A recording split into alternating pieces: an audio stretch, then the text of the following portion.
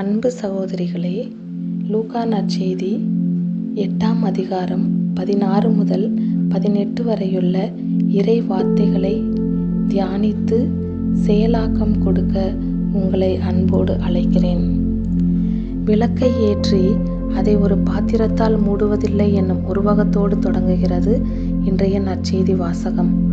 ஒளி என்பது இறை வார்த்தை, உண்மை, நம்பிக்கை ஆகியவற்றை குறிக்கிறது. ஒளியை ஏற்றுதல் என்பது நம்பிக்கையை பெற்றுக்கொள்ளுதல் என்று பொருள் கொள்ளலாம். நம்பிக்கையை பெற்றுக்கொண்ட ஒருவர் அதை தனக்குத்தானே மூடி வைத்து கொள்ள இயலாது. விளக்கு ஏற்றப்படுவதன் நோக்கமே பிறருக்கு ஒளி தர வேண்டும் என்பதற்காகவே.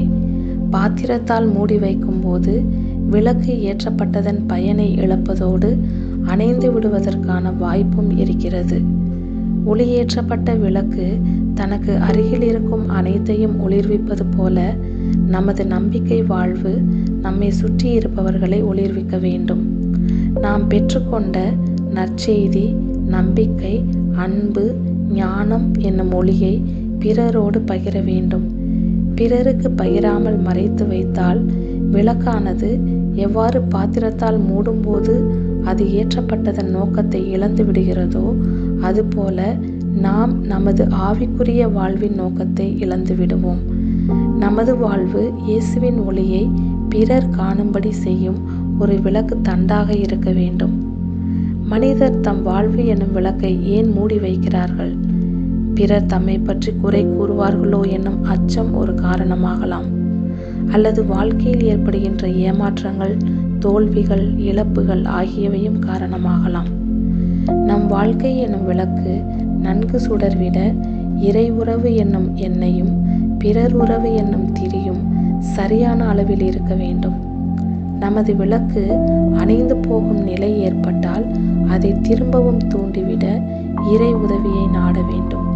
அதுபோல பிறருடைய விளக்கு அணைந்து போகும் ஆபத்து ஏற்படும் போது அவர்களுடைய விளக்கு அணைந்து விடாமல் இருக்க நாம் துணையாக இருக்க வேண்டும். இவ்வாறு ஒருவர் மற்றவருக்கு உதவியாக இருந்தால் உலகின் ஒளியாக வந்த இயேசுவை எல்லா மனிதரும் அறிந்து கொள்ள நாமும் கருவியாக மாறுவோம். 1 தீமோத்தேயு 6:16 உள்ளது போல நம் வாழ்க்கை என்னும் விளக்கு ஏற்றப்பட்டு ஒளி வீசுவதற்கு மூல காரணமாக இருப்பவர் அணுக முடியாத ஒளியில் வாழுகின்ற கடவுள். அவருடைய ஒளியில் நாம் இணைய வேண்டும் என்ற ஆர்வம் நம் உள்ளத்தில் பற்றி எரிய வேண்டும். அதுவே பிறருடைய வாழ்வு ஒளிமயமானதாக மாறிட ஒரு மாபெரும் தூண்டுதலாக அமையும். வெளிப்படாமல் மறைந்திருப்பது ஒன்றுமில்லை என்னும் இறை வார்த்தை கடவுளின் நீதியை குறிக்கிறது. நமது ஆழ் மனதில் ஒளிந்திருக்கும் எண்ணங்கள், உள்நோக்கங்கள், இரகசியமாக செய்யும் பாவங்கள் என எதுவுமே கடவுளின் பார்வைக்கு மறைவானதாக இருக்க முடியாது. நமது உள்ளத்தின் மூலை முடுக்குகளில் கூட கடவுளின் ஒளி பாயும். நமது வாழ்வின் ஒவ்வொரு அணுவிலும் இயேசுவின் ஒளி மிகுந்த பார்வை நம்மை சுற்றி சுழன்று கொண்டே இருக்கும். இது நம்மை பயமுறுத்துவதற்காக அல்ல, மாறாக நம்மை நேர்மையான, உண்மையான, சரியான பாதையில் வழிநடத்துவதற்காக கொடுக்கப்பட்ட அறிவுரைகள். ஆகவே அன்பு சகோதரிகளே, நம் ஞான ஸ்நானத்தின் போது இயேசு எனும் பாஸ்கா திரியில் இருந்து பெற்றுக்கொண்ட ஒளியை அணைந்து விடாமல் காத்து பிறரையும் ஒளிர்விக்கும் சுடர்களாவோம்.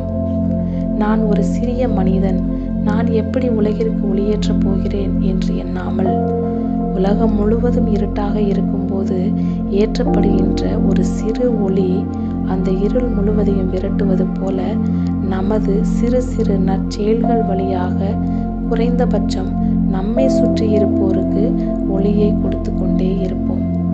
உங்கள் ஒளி மனிதர் முன் ஒளிர்க என்று மொழிந்த இறைவன் மகிழ்ந்து களிகூறும் வண்ணம் நம் வாழ்வு அமைய இன்றைய நாளில் இறைவேண்டல் செய்வோம். இறைவன் நம்மை ஆசீர்வதிப்பாராக.